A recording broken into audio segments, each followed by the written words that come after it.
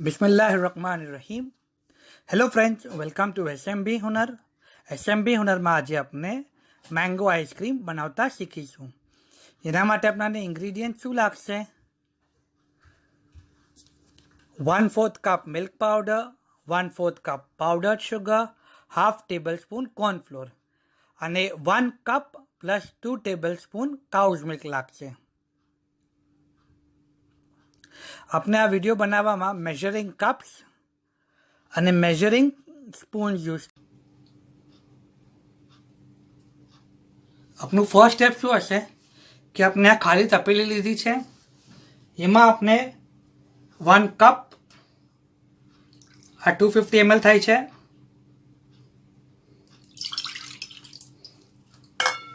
Plus 2 table spoon 15 ml each, 1 cup plus 2 tablespoon cow's milk. આમાં આપણે cornflour, milk powder, powder sugar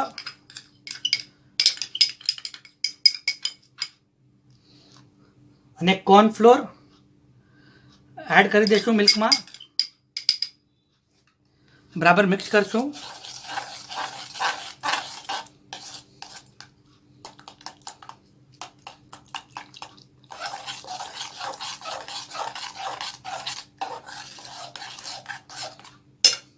હવે આપણે આ દૂધને બોઇલ કરી લઈશું।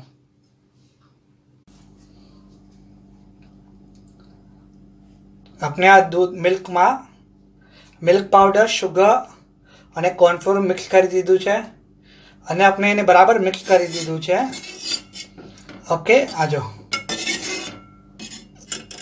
હવે નેક્સ્ટ આપણે શું કરશું કે આ મિલ્કને આપણે લો ફ્લેમ પર ગરમ કરશું। આપણે લો ફ્લેમ પર આ મિલ્કને ગરમ કરશું।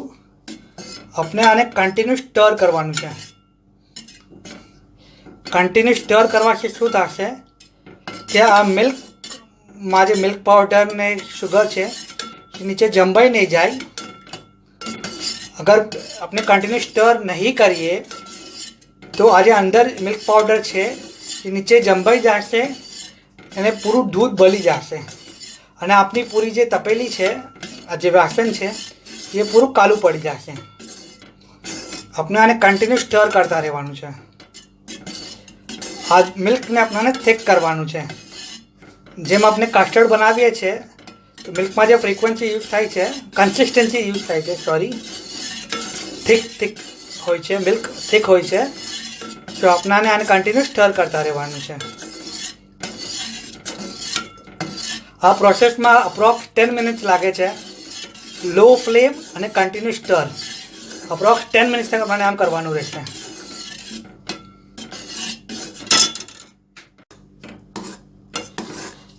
આપણે આને કન્ટિન્યુ સ્ટર કરતા રહીશું ને તો આપણને ફરક ખબર પડશે કે આપણે જ્યારે સ્ટાર્ટ કરેલું અને કન્ટિન્યુ સ્ટર કર્યા બાદ આ દૂધ જે વેટમાં છે થોડું હેવી લાગવા લાગશે, થોડું ઘટ થવા લાગશે।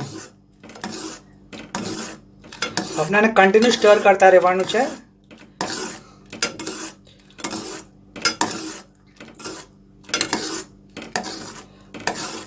આપને ખબર પડશે કે આ દૂધ હેવી થઈ ગયું છે। જે મિક્સર છે, જે આપણે સ્ટાર્ટ કરેલું મિક્સરને અને કન્ટિન્યુ સ્ટર કર્યા બાદ આપ જોશો તો આપને ખબર પડશે કે આ મિક્સર હેવી થઈ રહ્યું છે।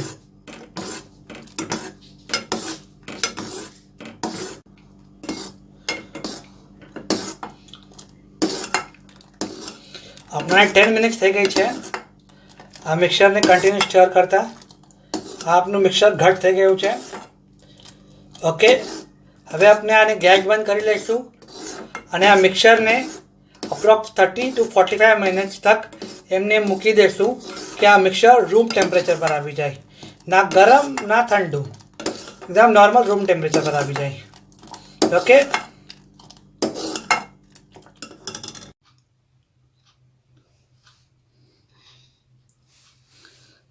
અપ્રોક્સ 45 મિનિટ્સ બાદ આ આપનું મિલ્ક એકદમ રૂમ ટેમ્પરેચર પર આવી ગયું છે।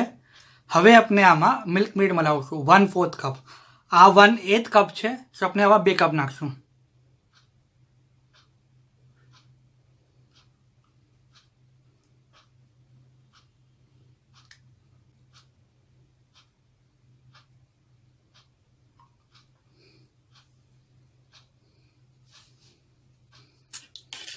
આને બરાબર મિક્સ કરી લઈશું.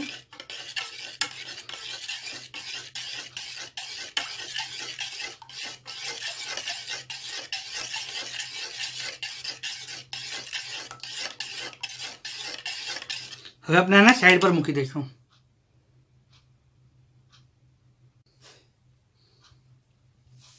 આપનો નેક્સ્ટ સ્ટેપ શું હશે કે આ વ્હિપિંગ ક્રીમ છે જે કેકમાં બી યુઝ થાય છે.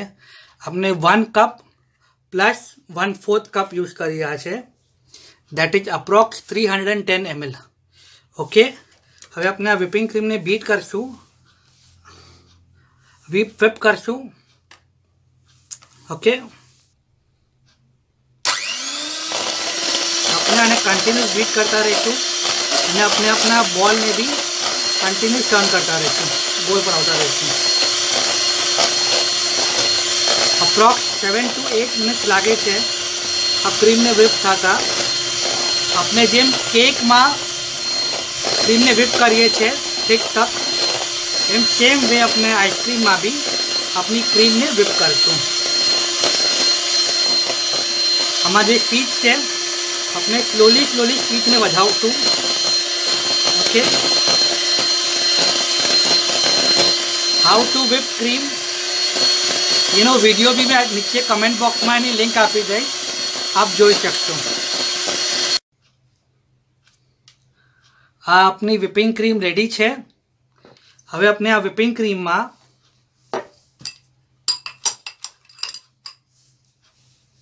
આપનું જે મિલ્ક મેડ છે, મિલ્ક પ્લસ મિલ્ક મેડ, એને એડ કરશું.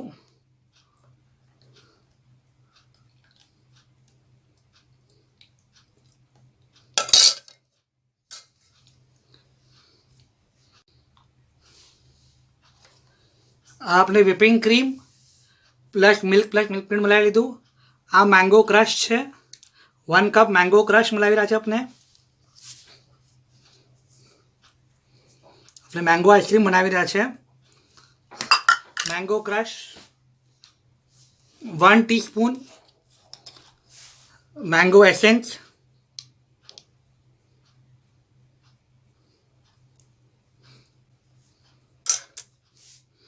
અને 1/4 ટીસ્પૂન લેમન યેલો યા યેલો કલર ઓપ્શનલ છે. હવે આપણે બધાને સાથે મિક્સ કરી લઈશું. આ આપણે બરાબર સ્પેટ્યુલાથી મિક્સ કરી લીધું છે. હવે એને આપણે 30 સેકન્ડ માટે આપણે whip કરશું.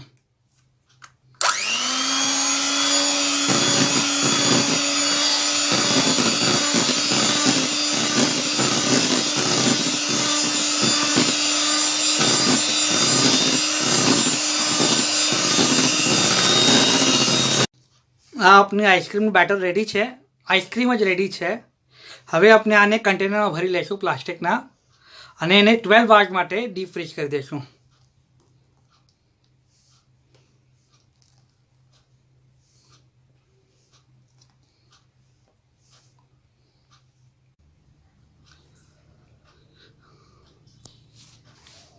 ટ્વેલ્વ અવર્સ થઈ ગયા છે. ઓકે, આપની આઈસ્ક્રીમ પૂરી તરહથી ફ્રીઝ થઈ ચૂકી છે. હવે આપણે ભરી લઈએ.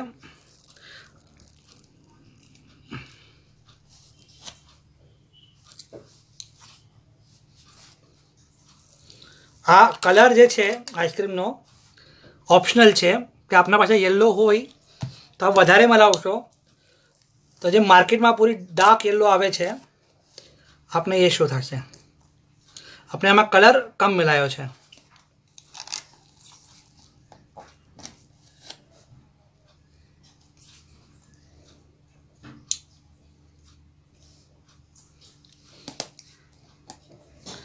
આ મેંગો પલ્પ છે.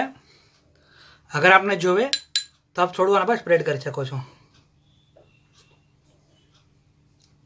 ઓકે, શુક્રન.